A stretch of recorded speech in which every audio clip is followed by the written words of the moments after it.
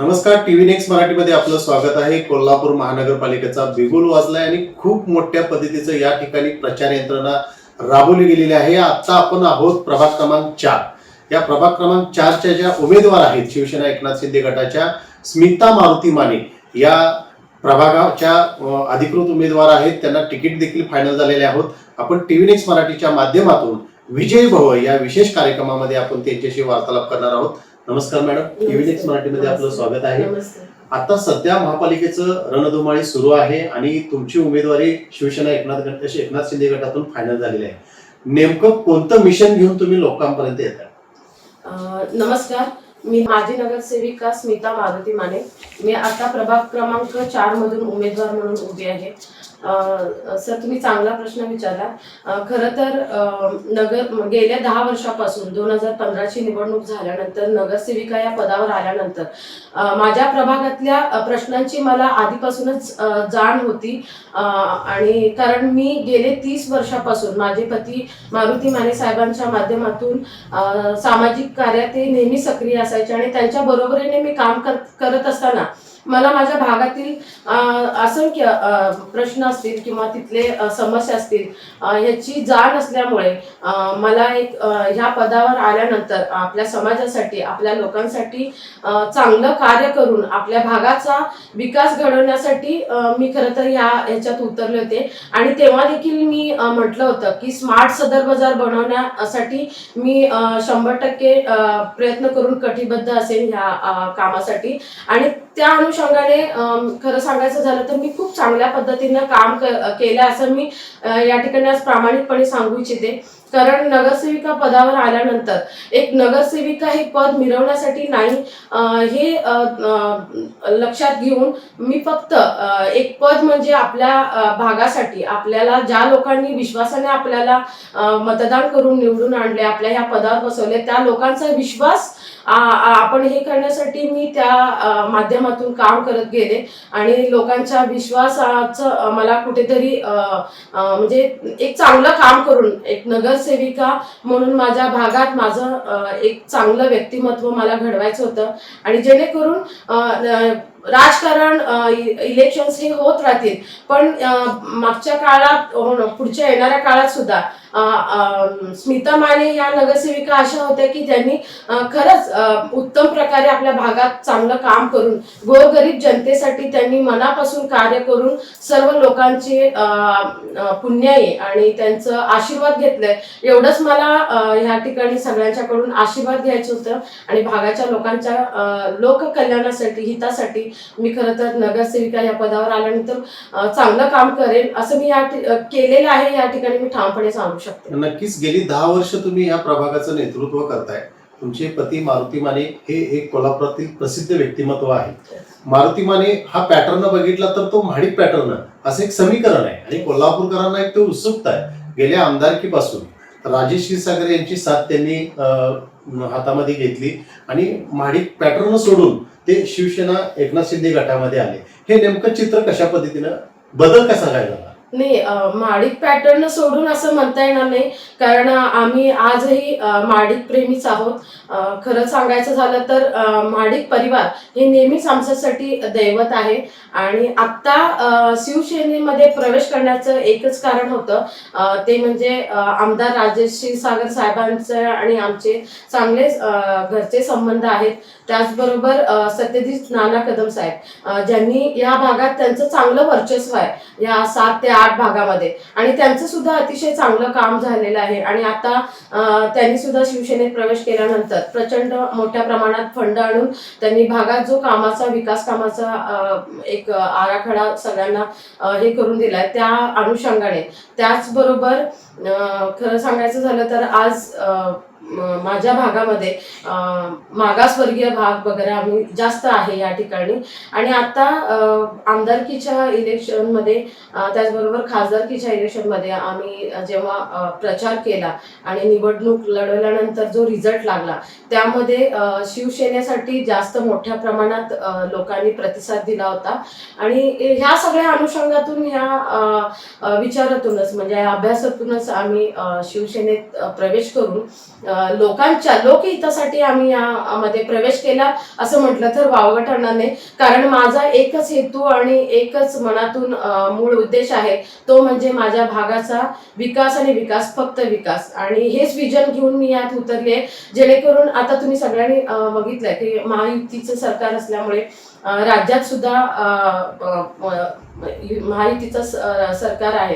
आणि आता येणाऱ्या काळात जेव्हा हे सरकार येईल तेव्हा नक्कीच आपल्या कोल्हापूरचा चांगला विकास होईल असं मी या ठिकाणी ठामपणे सांगू शकते. आणि ह्यासाठीच आम्ही ह्यात गेलो असं म्हटलं, एकूण बदल झाला. भागाचा अजून चांगला विकास मला ह्याच्या माध्यमातून करता येईल. फंड मला चांगला मिळाल्यानंतर माझ्या भागातले अनेक प्रलंबित अजून काम आहेत, ती सगळं मला माझ्या ह्या माध्यमातून करता येईल. नक्कीच. म्हणजे तुम्ही माडकांच्या पासून जरी बाजूला झाला असला तरी तुमचं माडिक प्रेम हे अद्यापही तुमचं कमी झालेलं नाही. माडिक फॅमिलीवरती तुमचं प्रेम आहे. आणि सत्यजित नाना कदम असतील, आमदार राजेश क्षीरसागर असतील, यांची जी तुम्हाला मिळालेली साथ आहे ती पुढच्या दृष्टिकोनातून प्रभागाचा विकासात्मक काय पायलट कशा पद्धतीने होईल, तरी सत्ता राज्यात सत्ता शिवसेना महायुतीची आहे, त्यामुळे कोल्हापूरमध्ये पण आपल्याला चांगल्या पद्धतीचा विकास करता येईल हा दृष्टिकोन ठेवून तुम्ही इकडं आमदारांची, राजेश क्षीरसागरांची साथ धरली. नक्कीच तुम्ही नगरसेविका आपल्या दारी हा एक उपक्रम तुम्ही राबवला होता, त्या अनुषंगानं तुमचं पुढचं आणखीन काय त्याच्या पद्धतीनं काही संकल्पना आहेत का, युवकांसाठी काय वगैरे संकल्पना? हो, मी नगरसेविका पदावर असताना मी आधीच म्हणजे माझ्या वचननामामध्ये सगळ्यांनाच जाहीरपणे मी सांगितलं होतं की मला, कारण जेव्हा मी या प्रभागात पहिल्यांदा निवडणुकीसाठी प्रचारासाठी बाहेर पडले तेव्हा मला भागातले बरेच लोक म्हणायचे नाही की इथे एकदा येतात, निवडणूक जिंकतात आणि परत नगरसेवक आम्हाला तोंड देखील दाखवत नाहीत. पण मी त्याच वेळेला सर्व नागरिकांना वचन दिलं होतं की माझ्या बाबतीत असं होणार नाही, एकदा विश्वास ठेवून तुम्ही मला संधी द्या. नगरसेविका आपल्या दारी हा उपक्रम मी तुमच्यासाठी कायम हे करून त्यात कार्यरत असेल असं मी त्यांना वचन दिलं होतं. आणि त्या वचनाप्रमाणे तुम्ही कोणालाही विचारू शकता, मी आज सगळे भागातल्या लोकांना सुद्धा माझ्या माहिती आहे की दर महिन्याला मी प्रत्येक कॉलनीत, प्रत्येक गल्लीत जाऊन त्या ठिकाणी नगरसेविका आपल्या दारी ही योजना राबवून नगरसेविका म्हणून व्हिजिट करून मी त्यांच्या समस्या अडचणी जाणून घेतल्या. आणि त्या पद्धतीने मला सोपं झालं की त्या कॉलनीत असू दे किंवा त्या भागात कोणत्या समस्या आहेत, कोणत्या अडचणी आहेत, स्वच्छता होते की नाही, आरोग्याचे काही प्रश्न आहेत, महिलांचे काय प्रश्न आहेत, युवकांचे काय प्रश्न आहेत, हे प्रत्येकाच्या घरात गेल्यामुळे, थेट त्यांच्याशी संपर्क झाल्यामुळे मला चांगल्या पद्धतीने त्यांच्या समस्या कळायला लागल्या.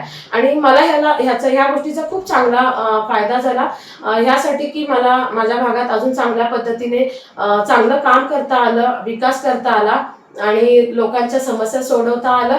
यामध्ये मला खूप मोठं समाधान आहे माझं. काही बोलत असताना तुमच्या ह्याच्यामध्ये चर्चेमध्ये मगाशी विषय असा आला होता की सध्या मोबाईलचं जाळं खूप पसरलं जातंय आणि त्याचा विपर्यास खूप चुकीच्या पद्धतीनं होतोय. घरामध्ये कुटुंब असेल किंवा विद्यार्थी असतील तर विद्यार्थी अभ्यासाकडे त्यांचा कल कमी आहे आणि मोबाईलकडे जास्त आहे. घरामध्ये कामं न करता मोबाईलमध्ये जास्त गुंतलेले पालक पण पाहतात. तर त्यातून काहीतरी तुम्ही वेगळ्यापणे एक उपक्रम राबवणार म्हटला, तो नेमका कोणता? हो, नक्कीच माझं आता हे विजन पुढचा असणार आहे. कारण आजकाल आता तुम्ही सगळेच बघताय, लहानांपासून मोठ्यांपर्यंत, अगदी 2 वर्षाचं बाळ असेल तरी त्याला आज खाताना सुद्धा मोबाईल लागतं. तर ही परिस्थिती खूप गंभीर आहे. खरं तर मोबाईल चे जेवढे फायदे आहेत तेवढे दुष्परिणाम जास्त आहेत. आज बरोबर आहे, मोबाईलमुळे आपल्याला खूप सगळ्या सोयी उपलब्ध झाल्या, त्याच्यामुळे आपली बरीच कामं सोप्या पद्धतीने होतात.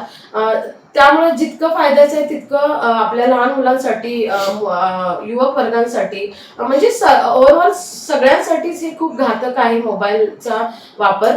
तर माझं विजन हे असणार आहे की ह्यासाठी मी माझ्या भागात की असं एक आवाहन करणार आहे की संध्याकाळी 6 ते 9 रात्री ह्या 3 तासामध्ये म्हणजे जे जॉबला असतील पालक वर्ग, ते घरी आल्यानंतर परत मोबाईल घेऊन बसतात, मुलांना वेळ देता येत नाही, आपल्या पत्नीला वेळ देत नाही येत नाही किंवा पत्नी असेल तर ती नवऱ्याला वेळ देऊ शकत नाही. त्या अनुषंगाने मला मी जेव्हा विचार केला या गोष्टीवर तर मला असं वाटते की 6 ते 9 ह्याच्यामध्ये जर मोबाईलचा वापर बंद ठेवला तर पालक वर्गांना आपल्या मुलांना वेळ देता येईल, त्याचबरोबर आपल्या फॅमिलीला वेळ देता येईल.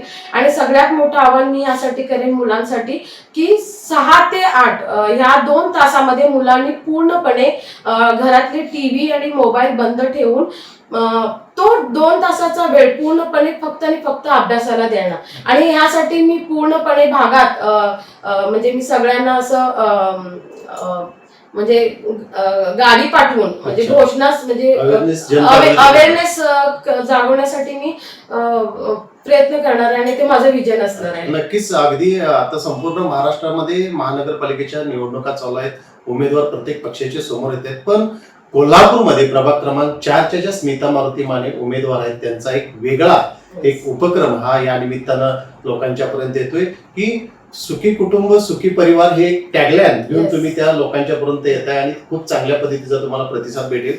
आता नेमकं ज्या महिला आहेत, सदर बाजार हा प्रभाग क्रमांक 4 कडे जर तुमचं पाहिलं तर इतर मागासवर्गीयचं आर्थिक स्तर कमी असलेला हा प्रभाग म्हणून बघितला जातो. तर इथल्या महिलांचा आर्थिक स्तर उंचावला पाहिजे. जे युथ आहेत, मुलं मुली असतील, त्यांचा अभ्यासक्रम असेल, त्याच्या अनुषंगानं काही अभ्यासिका इथं स्पर्धात्मक दृष्ट्या काही केंद्र सुरू करायचे अशी काही मानस आहेत का? हो, नक्कीच आहे. कारण माझा प्रभाग हा आधीपासूनच मागासवर्ग प्रभाग असल्यामुळे इथे महिलांच्या खूप समस्या आहेत, खास करून रोजगार समस्या जास्त आहेत. मी जेव्हा जेव्हा भागात जाते त्यावेळेला मला सगळेजण म्हणत असतात की वहिनी आमच्यासाठी घर बसल्या रोजगार उपलब्ध करून देण्यासाठी काहीतरी आमच्यासाठी योजना हे करा. आणि त्यासाठी मी चंद्रकांत दादा पाटील आदरणीय आपले साहेब त्यांच्या सोबत पण आम्ही यावर चर्चा केली होती आणि त्यांच्याकडून देखील आम्हाला सकारात्मक असं हे मिळालं होतं आणि त्या अनुषंगाने मी काम पण करत राहिले. आणि येणाऱ्या काळात अजून माझ्या महिलांसाठी मी नक्कीच घर बसल्या रोजगार उद्योग मिळावा आणि त्याचबरोबर महिला सक्षमीकरणासाठी मी नक्कीच चांगला प्रयत्न करेन. आणि त्याचबरोबर महिला युवती असू देत किंवा युवक असू देत, आज सगळेच म्हणजे स्पर्धा परीक्षेसाठी सगळी मुलं आज चांगला प्रयत्न करतायत. आणि माझ्या भागात आर्थिक परिस्थिती मुलांची चांगली नसल्यामुळे शिक्षणासाठी त्यांना खूप प्रॉब्लेम्स येतात. आणि खरं सांगायचं तर सर मी जेव्हा नगरसेवक पदावर होते तेव्हा अनेक मुलांना आदरणीय चंद्रकांत दादांच्या माध्यमातून त्यांनी दिलेल्या फंडमधून आम्ही जवळजवळ 25 ते 30 मुलांना ज्यांना पोलीस भरतीसाठी असेल किंवा फॅशन डिझायनिंगसाठी असेल, नर्सिंगसाठी असेल किंवा कोर्स म्हणजे सगळ्याच ओव्हरऑल सगळ्याच कोर्सेससाठी ज्या काही फीज वगैरे भरायच्या होत्या त्या आम्ही त्यांच्यासाठी भरून आम्ही त्यांना ते कोर्स करण्यासाठी सगळ्यांना मदत केली होती. हा एक आम्हाला खूप मोठं समाधान आहे की एक चांगलं कार्य माझ्याकडून घडलं. पण एवढेच माझ्यासाठी पुरेसं नाही आहे. भागात अजून खूप मुलं आहेत जी गरीब होतकरू आहेत, पण त्यांना शिक्षणासाठी खूप पैसे कमी असल्यामुळे त्यांना शिक्षण घेता येत नाही. त्यासाठी मी नक्कीच येणाऱ्या काळात चांगलं उपक्रम राबवेन आणि त्यांच्यासाठी त्यांच्या शिक्षणासाठी जेणेकरून आपल्या भागामध्ये एक चांगले मोठे मोठे पद घेऊन मुलांनी आपल्या भागाचं नाव लौकिक करावं. आणि नगरसेविका म्हणून माझं देखील त्यामध्ये एक हातभार असावा, एक सत्कार्य असावं. या माध्यमातून मी मुलांसाठी नक्कीच प्रयत्न करेन जे होतकरू शिक्षण घेत आहेत त्या मुलांसाठी. त्याचबरोबर आता आम्ही इथे वाचनालय सुरू केलंय बुद्धविहारमध्ये वरती आदरणीय राजेश क्षीरसागर साहेबांच्या माध्यमातून. तिथे स्पर्धा परीक्षेच्या माध्यमातून आम्ही मुलांसाठी पुस्तकं वगैरे ठेवलेत जेणेकरून आपल्या भागातील मुलांनी ते पुस्तकं त्यांना अवेलेबल व्हावे आणि अभ्यास करता यावा. आणि एक चांगलं वाचनालय त्या ठिकाणी बनवण्यात आलेलं आहे. ह्याचा नक्कीच येणाऱ्या काळात मुलांना उपयोग होईल आणि मला नक्की आत्मविश्वास आहे माझ्या भागातली मुलं चांगलं शिक्षण घेऊन माझ्या भागाचा चांगला विकास नाव लौकिक करतील आणि माझ्या भागाचा देखील चांगला विकास होईल. मी एवढं ठामपणे सांगते. प्रभाग क्रमांक 4 सदर बाजार परिसर हा अविकसित भाग म्हणून पाहिला जातो, पण तो स्मार्ट सिटी स्मार्ट सदर बाजार अशा पद्धतीची एक संकल्पना घेऊन तुम्ही पुढे येणार आहात. येणाऱ्या ह्या 15 जानेवारीला आपलं मतदान होतंय. मतदानाचा कल सगळ्या बाजूने आता तुम्हाला पाहायला मिळतोय. तुम्ही जाता जाता मतदारांना काय आवाहन करा? नमस्कार. मी सर्व माझ्या भागातील सर्व माझ्या नागरिकांना, मतदारांना मी आवाहन करेन की यापूर्वी देखील तुम्ही मला विश्वासाने मला संधी दिली होती आणि त्या विश्वासाला पात्र ठरून मी चांगलं एक नगरसेविका म्हणून चांगलं काम करण्याचा 100% नक्की प्रयत्न केला होता. आणि येणाऱ्या काळात सुद्धा तुमच्या सर्वांच्या आशीर्वादाने अजून मला नव्या जोमाने नव्या उत्साहाने अजून चांगलं काम करायचं आहे आपल्या प्रभागासाठी. आणि मला विश्वास आहे तुम्ही नक्कीच मला पुन्हा एकदा संधी द्याल आणि येणाऱ्या काळात जे प्रलंबित प्रश्न आहेत, उर्वरित समस्या आहेत त्या सोडवण्यासाठी मी नक्कीच ती समस्या सोडवण्यासाठी प्रयत्न करेन आणि ते सगळे समस्या मार्गी लावेन. एवढंच मी या ठिकाणी ठामपणे सांगते. धन्यवाद.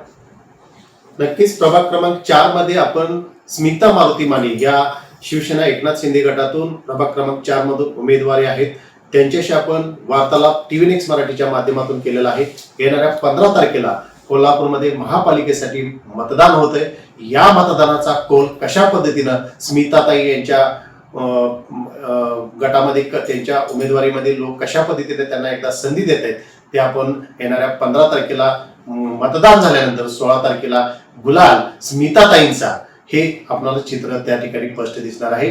TV नेक्स्ट मराठीच्या माध्यमातून अशाच काही विशेष विजय भव या कार्यक्रमामध्ये आपण पाहत राहा. धन्यवाद. थँक्यू. धन्यवाद.